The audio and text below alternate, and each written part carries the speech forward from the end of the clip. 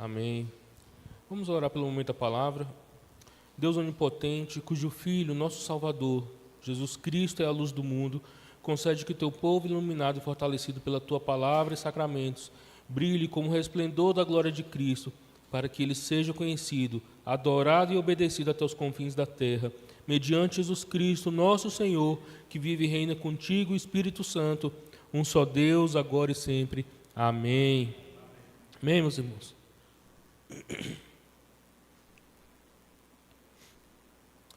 Bom, meus irmãos, esse é o segundo domingo da Epifania, esse tempo litúrgico em que a gente celebra o Verbo encarnado, a sua manifestação em glória diante dos homens, a luz desejada durante o Advento, vista e presenciada no Natal, agora irradia a glória divina da eternidade aos olhos humanos. No domingo passado, ao meditar sobre o batismo do Senhor, a manifestação gloriosa da Trindade nos levou a uma reflexão sobre a humildade da encarnação, do Deus que se despoja de glória, se reduz à forma humana e se identifica conosco, desejando reconciliação e relacionamento. É Deus que vem ao nosso encontro na pessoa de Jesus. Esse tempo litúrgico reforça ainda mais que o menino da manjedoura não é apenas um ser humano cheio de valores e bondade, cheio de sabedoria ou de verdade. Ele imprime na alma do cristão que o seu mestre é mais elevado que qualquer outro mestre ou qualquer autoridade política ou militar que já pisou esse chão. Na Epifania estamos diante da manifestação gloriosa divina em Jesus Cristo, testemunhada pelos homens. Isso é muito importante ainda mais nos nossos dias. Crer na pessoa de Jesus como Deus. Jesus não era só alguém cheio de sabedoria que veio trazer algo valoroso para a gente se tornar pessoas melhores. C.S. Lewis diz assim, estou tentado a impedir que alguém repita a tolice dita por muitos a respeito de Jesus. E o que essas pessoas dizem? Estou disposto a aceitar Jesus como um grande mestre da moral, mas não aceito a sua afirmação de ser Deus. Essa é a única coisa que não devemos dizer, disse C.S. Lewis. Um homem que fosse somente um homem e dissesse as coisas que Jesus disse não seria um grande mestre da moral, seria um lunático, no mesmo grau de alguém que pretende ser um ovo cozido. Ou então o diabo em pessoa. Faça a sua escolha. Ou esse homem era e é filho de Deus, ou não passa de um louco da pior espécie. Você pode querer calá-lo por ser um louco, pode cuspir nele ou matá-lo como a um demônio, ou pode prostrar-se aos seus pés e chamá-lo de Senhor e Deus. Mas que ninguém venha com essa loucura de dizer que ele não passava de um grande mestre humano. Ele não deixou outra opção para a gente, ele nunca quis deixar. Diante disso, o Evangelho de hoje apresenta o episódio das bodas de Caná. E o motivo desse texto ter sido escolhido para mostrar essa manifestação gloriosa está no versículo 11. Ele é enfatizado no versículo 11 e diz assim: este sinal miraculoso em Caná da Galileia foi o primeiro que Jesus realizou, revelou assim a sua glória e os discípulos creram nele. Em Caná houve uma nova epifania de Jesus. Ele se manifestou e não simplesmente se fez ver. E o resultado da sua manifestação, o fruto da manifestação gloriosa de Deus em Jesus, é a fé.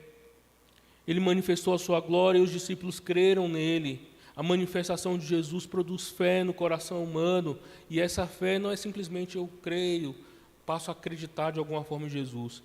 Ela se traduz em atitude de vida. Aqueles discípulos passaram a caminhar com Jesus, seguir Jesus e dedicar a Jesus toda a sua confiança. Em Caná houve essa manifestação, e apesar de todo o simbolismo envolvendo essa história, eu quero meditar sobre o generoso amor de Deus manifesto em Jesus. Nesse sentido, o simbolismo das bodas de Caná concentra-se não em vários detalhes da história, mas num tema maior, que é a generosidade inimaginável de Jesus. Os dons de Jesus vão muito além de atender às necessidades do momento da vida humana, como um atendimento para a cura de saúde, uma segurança, alimentação. Nessa história, os dons abrangem celebração da própria vida, ou seja, a abundância absoluta que as dádivas de Jesus traz para a humanidade se estende além do que qualquer ser humano pode pedir, pensar ou compreender. Eu tenho uma colega do trabalho que ela foi criada como cristã e tudo, e agora tem um filho.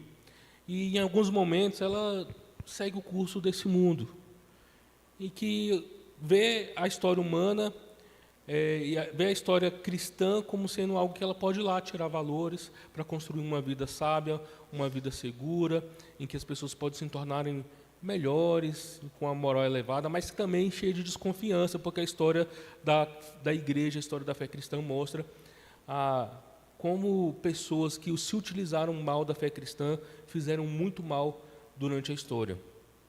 E aí a gente, às vezes, conversando sobre como que esse mundo como que as pessoas são más, que elas não conseguem se libertar disso, ela fala que o filho dela, ela está ensinando para ser uma pessoa boa, uma pessoa que não vai passar ninguém para trás, uma pessoa honesta, que quer o bem dos outros. Você acha que se todo mundo fosse uma pessoa melhor, não haveria mal nesse mundo? Será que ser uma pessoa boa, ser criado para ser honesto, basta? O mundo vai ficar melhor, e mesmo que fique melhor, por quanto tempo ele vai ficar melhor se você se tornar uma pessoa boa? Quando esse tipo de reflexão nos toca, podemos facilmente chegar à conclusão que é preciso um esforço enorme para mudar a realidade de que nós somos, que não é possível se encontrar em nós mesmos. Mudar um ser humano, a sua essência, o seu interior, não é um trabalho para qualquer pessoa. É trabalho para uma pessoa só, que não é só humano, é Deus. Milagre, esse é o nome que a gente dá quando a realidade é transformada ao nosso redor. Isso é possível pelo poder de Deus. De fato, só um Deus cheio de amor pode vir ao nosso encontro, se envolver conosco, com a intencionalidade de nos transformar para que a gente possa viver eternamente com Ele. Ao mesmo tempo que algo extraordinário acontece, a vida ordinária é o palco onde o amor de Deus é revelado a nós, usando pessoas simples, coisas simples, em momentos comuns. Por isso eu quero falar hoje em 4 pontos, porque eu não sou presbiteriano, né? 4 pontos sobre o que esse texto tem a nos ensinar sobre a manifestação amorosa de Deus. A Epifania é para a gente lembrar disso. Deus se manifesta aos nossos olhos, no nosso tempo, no nosso meio conosco. E a primeira lição que eu queria falar, que amor é relacionamento. O texto nos diz que Maria, Jesus e os discípulos de Jesus foram convidados para o casamento. Você vai a todos os eventos que você recebe convite, gente. Todo mundo que chama para ir para um aniversário, para um casamento, você está lá com prazer. Eu faço meu esforço assim de sempre estar lá, sabe? Uma vez só que eu não aceitei ser padrinho de um casamento, eu me arrependi tanto, porque a pessoa ficou tão sentida de eu não aceitar assim. E a pessoa, quando faz um convite para a gente assim, é porque ela tem uma estima boa por nós, né? E assim, eu nunca mais o quis recusar, mesmo sabendo que ia ser um sacrifício para mim, fazer parte da vida da pessoa, de um momento feliz, até um momento desagradável, assim, eu me esforço.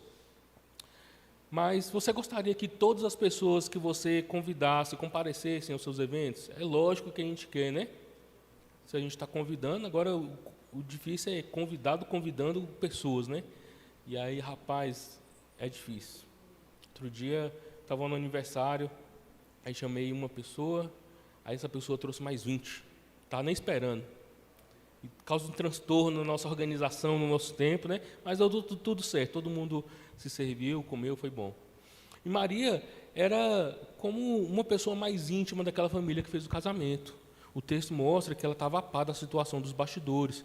Sabe quando você chama aquela tia para um aniversário, e aquela tia está lá se envolvendo, servindo, sabendo se a comida vai dar, não vai? Era mais ou menos esse era o papel da Maria com essa família lá do casamento. Uma grande festa e, de repente, acabou o vinho. E aí a gente vai lembrar que esse convite era para pessoas próximas da família, íntimas da família. Bom, Maria sabia os pormenores daquela situação vexatória. Ela era tão íntima que podia saber o que ia acontecer caso faltasse o vinho, o vexame e a vergonha que aquela família ia passar. E a gente precisa lembrar que Maria, como mãe dos cristãos, é difícil a gente escutar isso, né, para um evangélico, mas ela foi a primeira a crer na promessa do Messias. Foi ela que disse primeiramente assim: eu creio, faça em mim a sua vontade. Tá bom? Então ela é para a gente um modelo de fé. Era a primeira que foi tocada, envolvida pelo Espírito Santo, cheia de fé. E ela de imediato leva a Jesus a sua preocupação. Relacionamento de amor é isso, gente. Fazer dos momentos importantes e difíceis um momento em que partilha e convive. Bons momentos são os que a gente revela quem são estimados para a gente. Mas os maus momentos vão revelar quem nos estima profundamente. Essa passagem nos encoraja a convidar Jesus para estar conosco em todas as ocasiões da nossa vida. Por mais que as pessoas falhem conosco, Jesus jamais falhará. Ele jamais nos abandonará, nem rejeitará um coração contrito e sincero que solicitou o seu auxílio.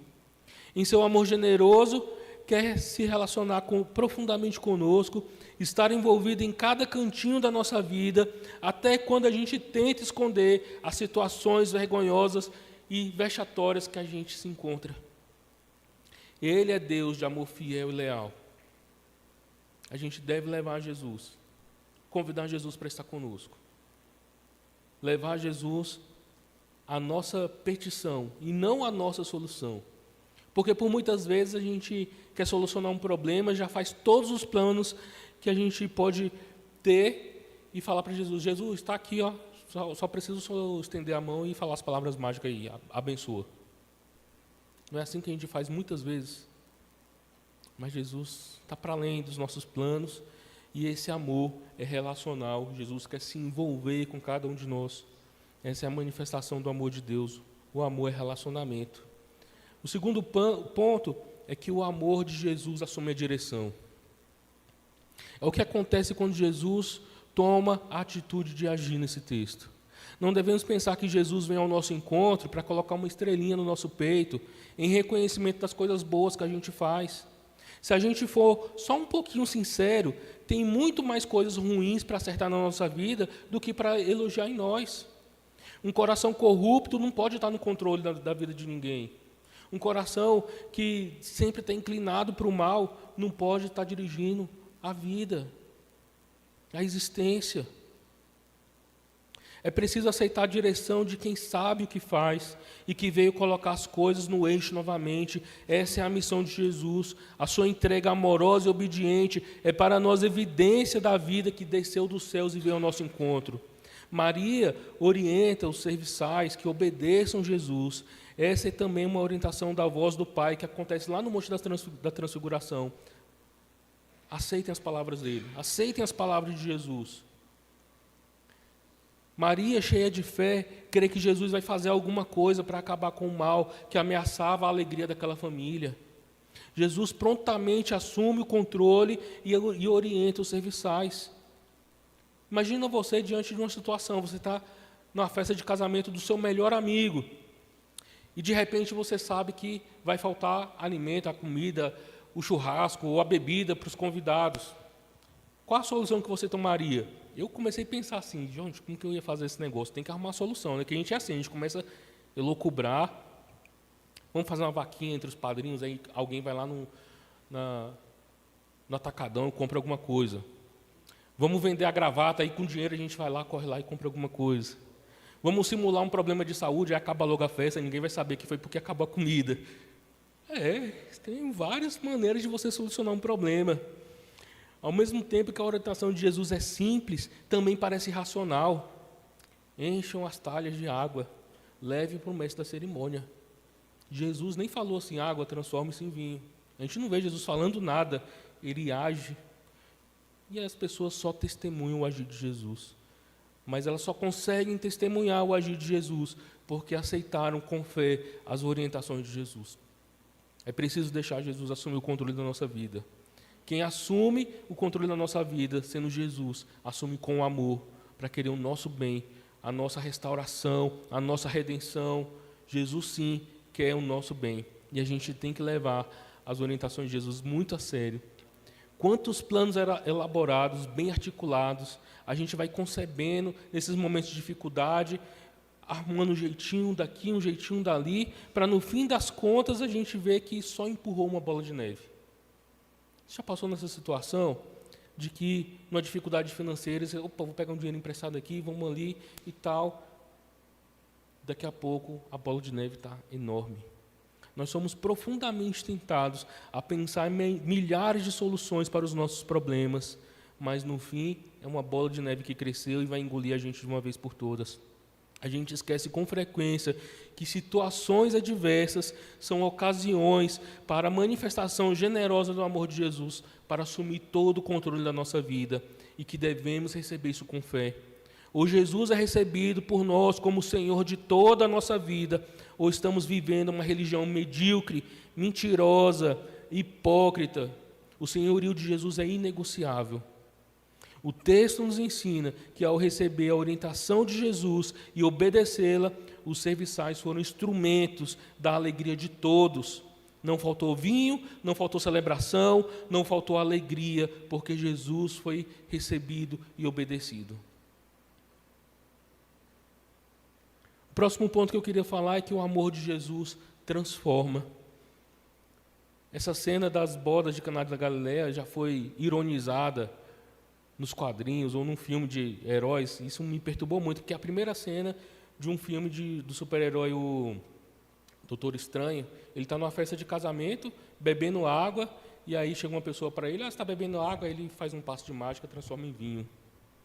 Isso, gente, me machuca porque está profanando a nossa fé, está ironizando, brincando com uma coisa que é muito cara para a gente. Eu fiz o estágio no curso do curso de teologia na comunidade terapêutica chamada Cristolândia, da Igreja Batista. É um centro de recuperação para drogadictos. O tema estampado na camisa de todo aluno é Jesus transforma. E verdadeiramente transforma, gente. Lá tem casos, assim, testemunhos poderosos de transformação que as pessoas não são capazes de fazer, de realizar, porque só Jesus transforma. Mas eu já ouvi de irmãos de igreja expressando o seu ceticismo quanto a isso. E dói de verdade o meu coração, gente, ouvir cristãos falando, caráter não muda, não desse jeito. Ou coisas desse tipo. O problema dessa afirmação nem é as palavras, assim, né? Porque, de fato, pessoas não mudam. Isso é uma verdade. Mas o que está por trás disso é que é o problema. É a desconfiança e a não aceitação do outro, que é cheio de falhas e problemas, como qualquer uma outra pessoa. E, de fato, é impossível uma pessoa se transformar. Por isso que é milagre. No dia 31 de janeiro, eu vou à formatura de um aluno da Cristolândia, que está formando na faculdade em Anápolis, em Educação Física. Gente, se você conhecesse o Clóvis antes da transformação que Jesus operou na vida dele, você jamais iria dizer que ele seria um universitário. Nunca. Muito menos que ele seria um graduado. Mas Jesus transforma. E Jesus transforma cada um de nós em vários aspectos da nossa vida. A gente precisa crer que Deus tem poder para transformar uma vida imunda, desajeitada, destruída, ou a gente está vivendo uma mentira. A história atual tem todos os elementos que conhecemos.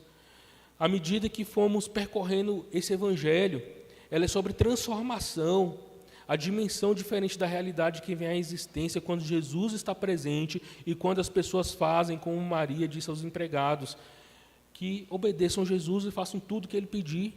Sem dúvida, João pretende que a transformação da água em vinho represente o efeito que Jesus pode ter, até mesmo nos dias de hoje, na vida das pessoas. Conforme ele diz mais tarde, veio para que nós tivéssemos vida e vida com abundância, está lá em João 10:10. Talvez você queira orar por meio dessa história, tendo as suas próprias falhas, os seus desapontamentos em mente, lembrando que a transformação só ocorre quando pessoas levam as palavras de Maria a sério, façam o que Jesus pedir. Jesus promove algo, gente, que ninguém pode alcançar apenas com os próprios méritos. A pessoa pode se tornar uma boa pessoa com atitudes moralmente adequadas e ainda assim se encontrar inadequado para ir ao céu.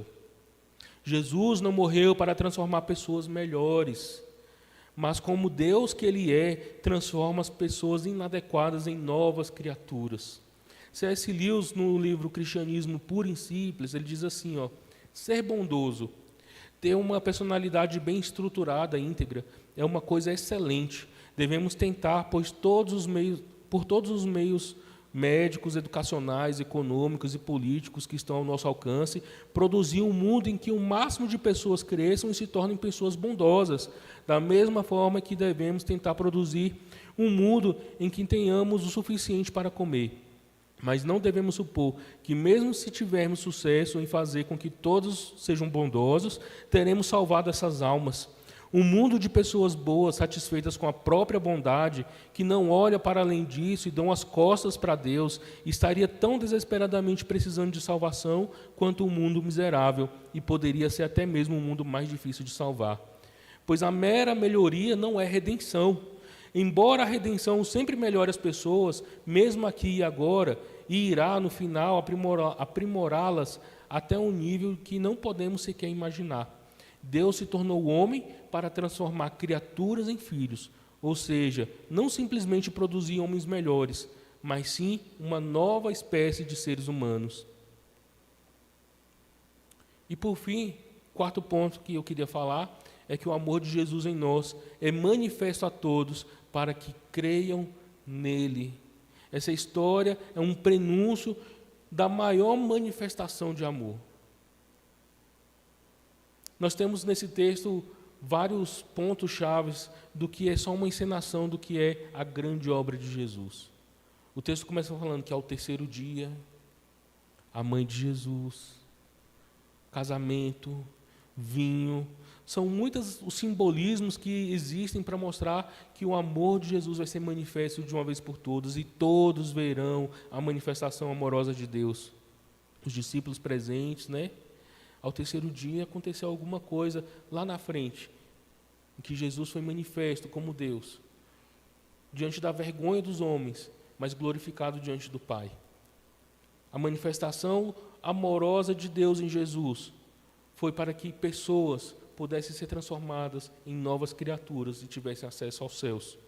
Através do sacrifício de Jesus, o sangue derramado, nós passamos da morte para a vida e vivemos uma celebração da vida plena, onde nunca mais haverá nada que nos perturbe, nada que nos toque para trazer o nosso sofrimento e o nosso mal. Essa é a esperança do povo de Deus. Ao terceiro dia, a mãe de Jesus estava lá, os seus discípulos também. Houve então um grande casamento. Céus e terra se uniram na pessoa de Jesus. Casamento vinha, a hora chegou. O que esse texto está falando, quando Jesus diz, ainda não é a minha hora, é só um anúncio de que a hora vai chegar, e a hora chegou. Jesus foi manifestado com seu amor leal, avassalador, profundo na cruz do Calvário, e nós temos agora vinho para celebrar a verdadeira vida, celebrar esse amor profundo, envolvente e transformador. Que o amor de Jesus sobre nós seja a nossa base, seja a nossa identidade mais profunda que transforma todo ser humano. Nós precisamos nos lembrar que essa manifestação de Deus em Jesus Cristo, em amor, não é para simplesmente tornar a gente pessoas melhores, mas nos leva à condição de filhos amados de Deus, que não andam segundo a corrente desse mundo, mas revelam o amor de Deus Pai. Quanto da nossa vida tem revelado a manifestação do amor de Deus para esse mundo, para que outros creiam que Jesus de fato é Deus verdadeiro. Nós precisamos todos os dias nos lembrar disso, que essa transformação que nós não somos capazes de produzir, mas encontrado na pessoa de Jesus, revela só o amor profundo de Deus sobre nós. Amém? Vamos orar? Pai Celeste, obrigado, Senhor, pela manifestação do Teu amor em Jesus Cristo. Senhor, como é precioso a gente ser lembrado que Jesus, aquele menino da manjedoura, tão aguardado, estimado, não é só um ser humano elevado, Ele é Deus. Deus de amor fiel e leal, que guarda a aliança com todos aqueles que te amam e guardam os teus mandamentos, Pai.